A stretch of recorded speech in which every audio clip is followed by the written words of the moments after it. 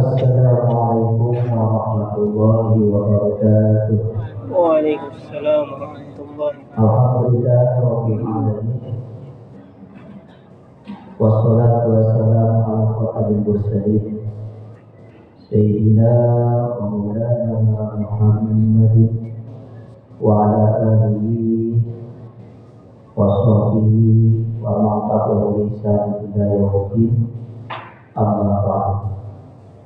Allahumma rabbi shrah li sadri wa yassir li amri wahlul 'uqdatam min lisani yafqahu qawli. Bapak-bapak, ibu-ibu, jamaah salat Isya dan salat tarawih Masjid Al-Muttaqin yang dimuliakan oleh Allah Subhanahu wa taala. Bersyukur kepada Allah Subhanahu wa taala dan mengucapkan alhamdulillahirabbil alamin. Bersalawat kepada Rasulullah Muhammad sallallahu alaihi wasallam dengan mengucapkan Allahumma shalli ala sayyidina Muhammadin wa ala ali sayyidina Muhammad. Bapak Ibu rahimahullah, syarat wajib itu adalah syarat yang harus dipenuhi oleh seseorang sebelum melaksanakan suatu ibadah.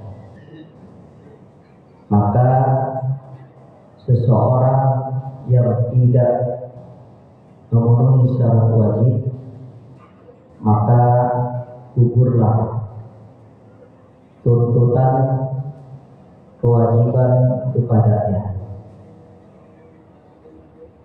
Sedangkan rukun itu adalah hal-hal yang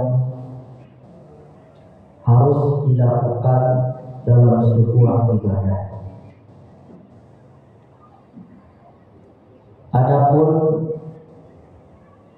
syarat yang pertama, seseorang itu diwajibkan menjalankan ibadah puasa, khususnya puasa Ramadan, yaitu adalah seorang muslim atau seorang muslimah. Maka bagi seorang muslim atau muslimah, syarat kewajiban inilah yang mewajibkannya untuk melaksanakan ibadah puasa. Kemudian juga syarat yang kedua bagi seseorang untuk menjalankan kewajiban ibadah puasa Ramadan ini itu adalah balik atau sudah dewasa, bisa membedakan mana yang baik dan mana yang buruk, atau sesuai dengan ketentuan syariat ibadah fikih, balik itu bisa dikatakan seseorang sudah bermimpi basah, atau juga sudah seseorang bagi perempuan yang sudah kata bulan. Maka itulah yang disebut dengan balik atau dewasa.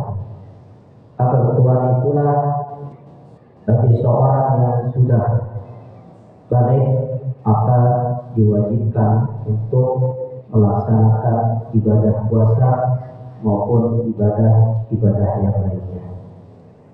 Kemudian juga syarat yang ketiga bagi seseorang muslim, yaitu adalah menjalankan ibadah puasa itu kuat atau mampu. Bagi orang yang mampu, yang kuat untuk menjalankan ibadah puasa, maka dia adalah berkewajiban untuk melaksanakan ibadah puasa. Tetapi bagi orang yang tidak mampu karena sakit atau usia, atau dalam perjalanan, maka itu diperbolehkan untuk tidak berpuasa. Akan tetapi nanti wajib untuk diqadha, dibayar dengan qadha ataupun dibayar dengan membayar fidyah. Kemudian selanjutnya,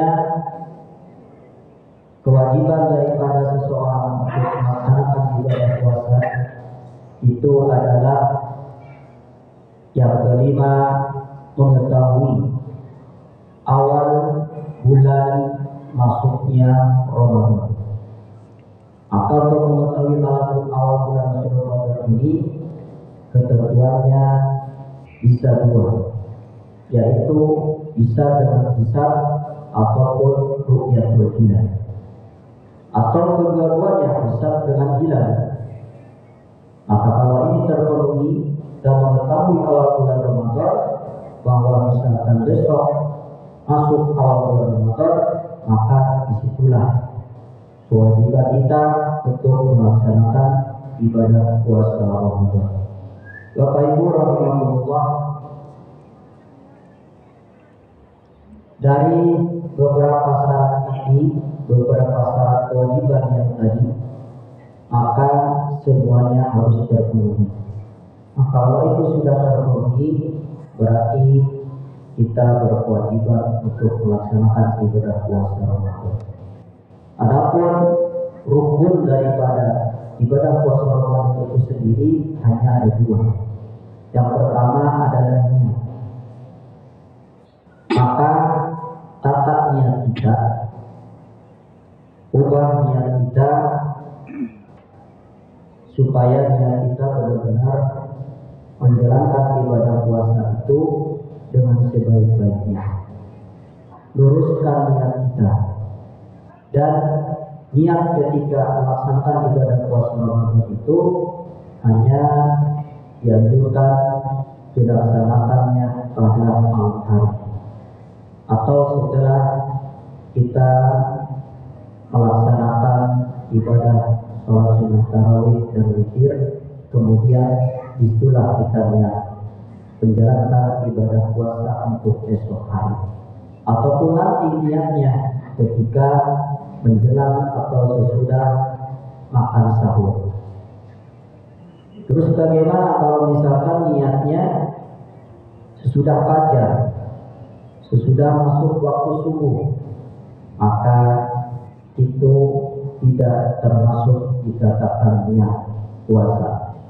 Artinya berarti tidak ada puasa di situ. Karena niat ibadah puasa itu hanya di malam hari.